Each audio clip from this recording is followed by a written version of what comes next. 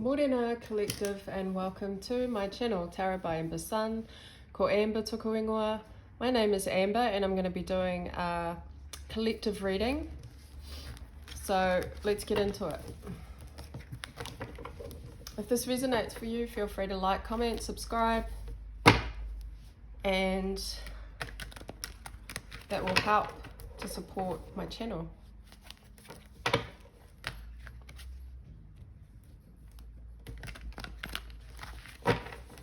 Let's see what the message is.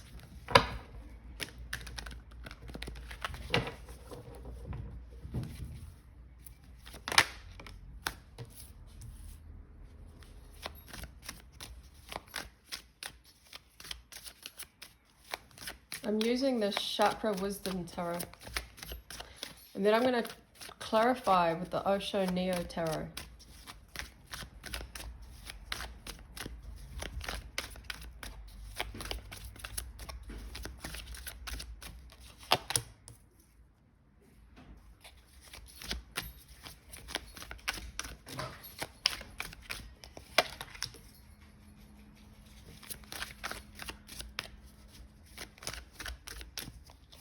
These collective messages are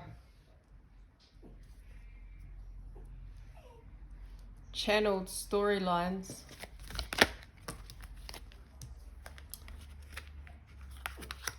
and they're general, so they're not going to resonate with everyone.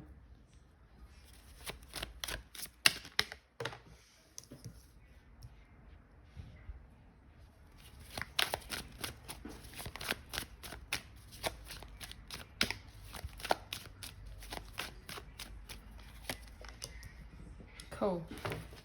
Let's have a look. We got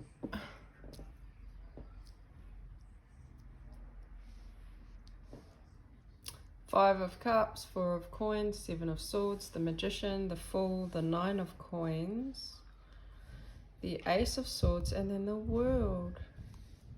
Okay, collective, the message. I fear, well, okay, that was a door that slammed. I feel like there is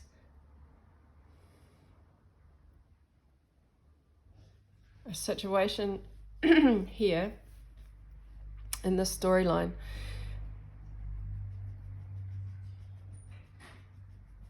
of coming back, and I know it sounds very general, but it's like it's coming back into your power. And it's coming back into your power because you're realizing that a situation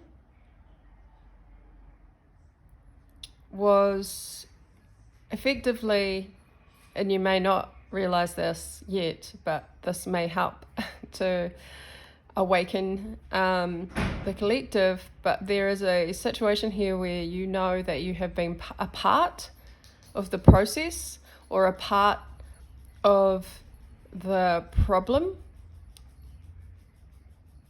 And I guess when you understand and you know that you are a part of this problem, that you can finally not finally, but you can move forward from the problem, because in part I feel that you have been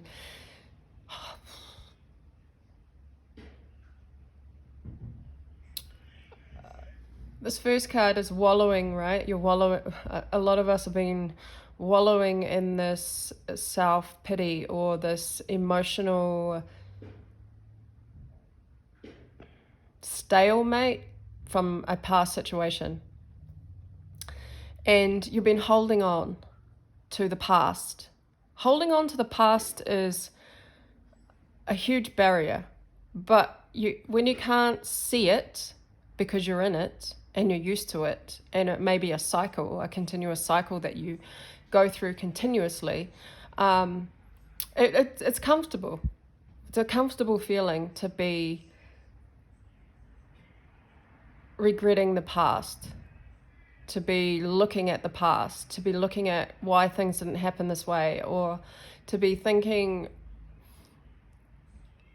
oh, it's happening again.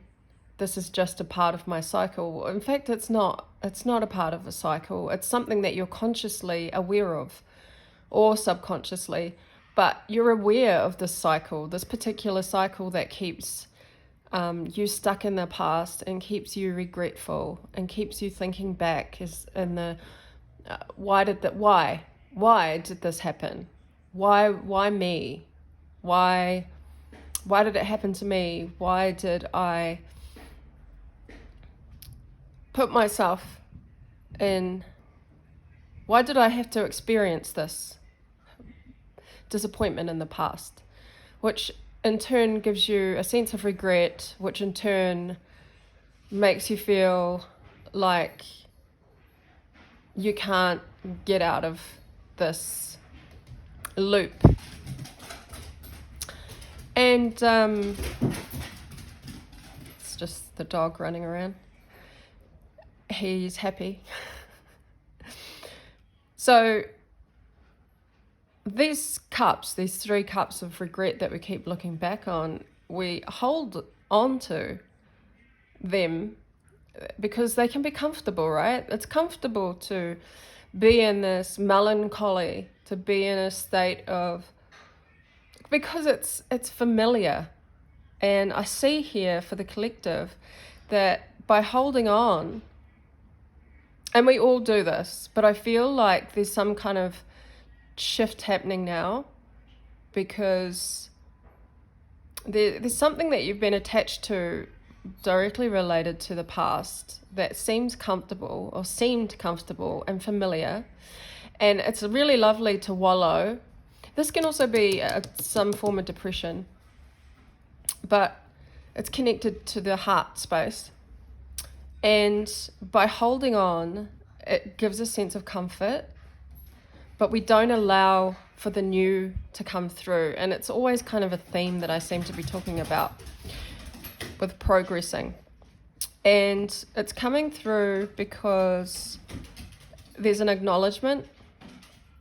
It's like when you hold on so tight, and I just see this woman here holding on to these 5 of Swords. When you hold on so tight to something, eventually she's going to hurt herself, right? It's going to hurt you in a way that you can no longer deny that it's not healthy. It's not helping you to move forward. And I think there's been this recent realization about this because the 7 of Swords is about deception.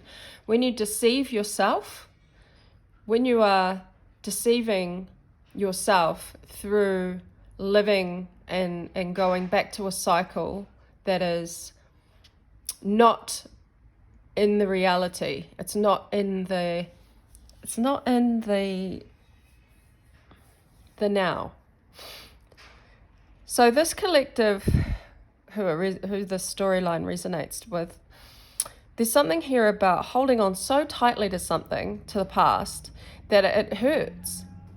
It hurts so much that it's come up to the surface, out of your subconscious now, into the reality of it, that it hurts so much so that you're actually feeling it. So it's like when you pierce the surface with a needle. And I'm just thinking, what can I use? Say, for example, a balloon, and you pierce it with a needle and it creates a hole, which then changes the whole environment. Your whole environment changes once the illusion is popped or the cycle is popped, because that needle is hurting, it's piercing, it's made the tiniest little slither of a hole, enough for a little bit of air to come through that balloon. Then it changes its whole matter, right? It goes from transforming from a balloon into a shriveled, it slowly starts releasing the air, and then it gets smaller, and then it starts shriveling up, and then it totally transforms, right? Its shape, its matter, its energetic frequency, I guess you could say. And so that's what's happening here for collective. There's something that has transformed because something hurt so much that you couldn't deny it. And so it's like you had to let go, right? I mean, the comfort is no longer there. So what happens then? What happens when the balloon is shriveled? There becomes nothing to kind of protect you because you've completely changed. So there's a sense of vulnerability. So I feel collective, there's this vulnerable energy that it's like there's no more protection around you. There's no more familiarity and comfort of the cycle that you repeated directly related to the past, this past regret, this denial, this self-sabotage. And so what are you left with when you're completely open and vulnerable? Because it can be very uncomfortable, right? To be open, to feel like you could be attacked, to feel unfamiliar in a new place, in a new space, in a different form. And I think that's why the magician is here, to allow you to see that you are now in a position to manifest and create something new. And I feel like the divine spirit, whoever your guide, your spiritual strength comes from, is giving you this gift of the sword, the pentacle, the cup, and the wand. So these are the tools to create and manifest something new, to take place of what you used to use as a comfort, as a cycle, as a place of comfort.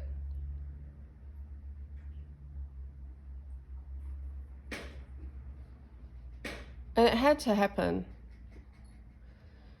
But now you're being gifted something special. This is a special place to be in, I think, collective, when you are totally vulnerable and you no longer use your old tricks, your old addictions, your old ways of coping, your old strategies of self-sabotage, your old, holding on to a false old sense of comfort. This can relate to finances. Some of us like to shop. Some of us like to fulfill our needs when we buy comfort. This can relate to an environment, a home. When the home isn't happy, but you stay to hold on to that comfort, that security, what happens then? You self-sabotage and I guess tell yourself something but it's not like genuinely fulfilling in the soul space. And so you're essentially being deceptive to yourself and self-sabotaging. So what happens when this changes, when that balloon, when the air comes slowly out of the balloon? You're given a chance, collective. You're given a gift from the universe to create something new. And you have the tools and you have the means, you're ready. You wouldn't be ready. I feel, collective, that you are very much so ready. And the reason I say this is because you wouldn't be given these tools, all this gift, all these opportunities to create something new if you weren't ready. So some of you may be dealing with guilt and, is this really for me? Do I really have it in me to make this new start, to manifest something new in place of what I've left behind, of what is no longer working for me? Do I have the courage? Can I grab this wand that the universe is offering me? Can I pick this cup up? Yes, you can.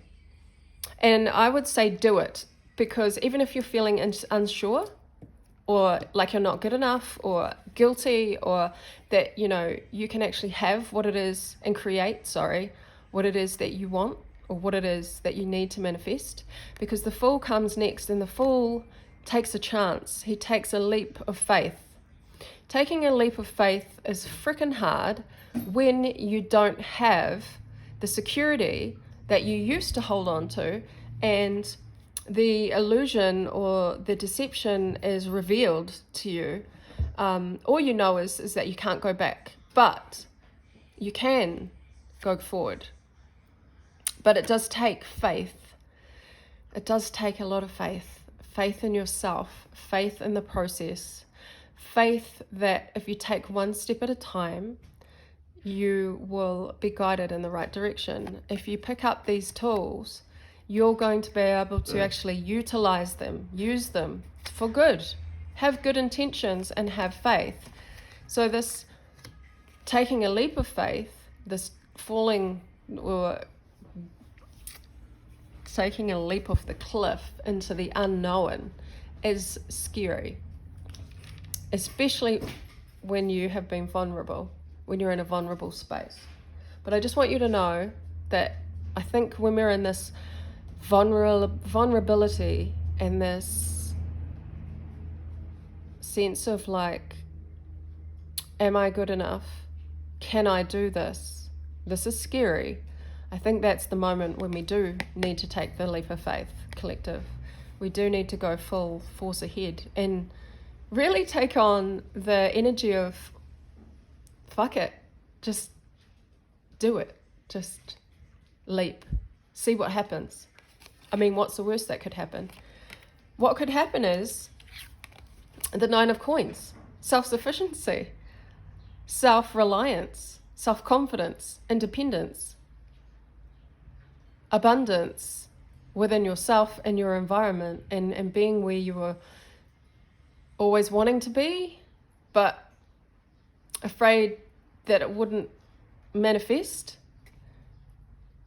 This is the energy of being reliant on yourself, of working towards, of having worked hard to get to where you are, and not relying on anybody else to give you the boost, the finances, the applause, the attention. This is all you. You create that which you want to manifest. And if you take the leap of faith, with the help of the divine, you will be in the place where you always needed to be, but on your own terms. This is very strong. On your own terms, on your own independence. Self-sufficient. And the Ace of Swords here just is a reminder that you somewhere in your own mind, because remember, we manifest first through thought and feeling. This is about making a decision and firmly making it an affirmation. Affirmation is coming through strong. So if some of you have need to practice affirmations just to help, because it does help shift your energy and it does help you to focus subconsciously and consciously as well, which is very powerful. Affirmations are powerful. Even I need to do affirmations. It's maybe creating like 5 affirmations and just repeating those 5 for a week, or listening to some meditation affirmations every night before you go to sleep. You know, affirmations are very strong, and I think it's a very strong tool to help your mind, your mental clarity, because here is a this is all mental clarity, and it's truth. It's the truth. So when you make your own affirmations, they are true to you. You know, they're true to your essence, to what you need at that time. And so affirmations are great, but the sort of truth is like she's wielding it in the air, like she has confirmation. You have confirmation from spirit about this truth that you're coming into, and it's going to help you because it's going to protect you from any influences that will try to manipulate, that will try to influence you. Because when you start going on your own path and you take a leap of faith in the direction that brings you self-reliance, you don't need to rely on anybody else, right? You don't need the applause or the attention from anybody to tell you what is your truth. What direction do you need to go? Because you already are finding it within yourself. And so this energy alone can create a lot of lower vibrational energies around you to kind of come in and try to distort or try to manipulate or influence you once you're on this path.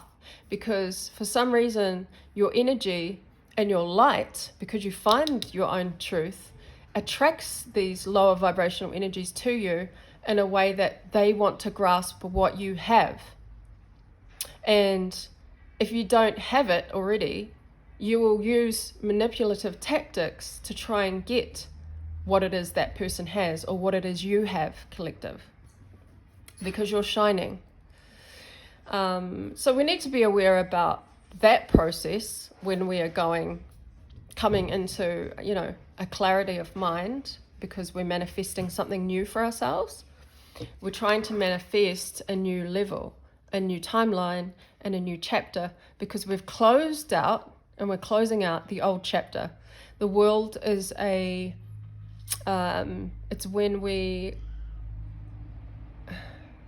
like graduating, right? When we complete a cycle and we graduate so that we can head on to the next opportunity or the next level or the next job or the next higher learning, because we've already gained the experience and the lessons from that cycle that we're closing out. And so when we come into this graduation of life, there's a completion. So this is completion, and I love the way that this tree has all these beautiful colors in it, and this woman is standing in white, like a wedding dress. It's like purity. It's like purity of soul, but she's found it within herself, because the light is now coming out of her head, which is, the divine. It's pure connection, and you're thankful and so grateful. Remember, collective, to be grateful, thankful, for the lessons and the blessings that you received through this completion of a cycle, because you wouldn't be able to do it without divine. And so it's like a blessing from divine, like, yay, you've graduated, congratulations, you've come into this pure clarity, and you took a leap of faith to get here. And so now you're rewarded with your own independence, your own self-sufficiency. You do not need you don't need permission from anybody else to receive this, because it's all about you and your inner work. So collective, I'm going to get a card from the Osho Neo Tarot. I'm just going to get one, and then I'll probably use the book to finish this collective reading. What are we on? 23 minutes. Felt like 5 minutes. And through this reading, my throat has been like straining the whole time. So throat chakra is blue, and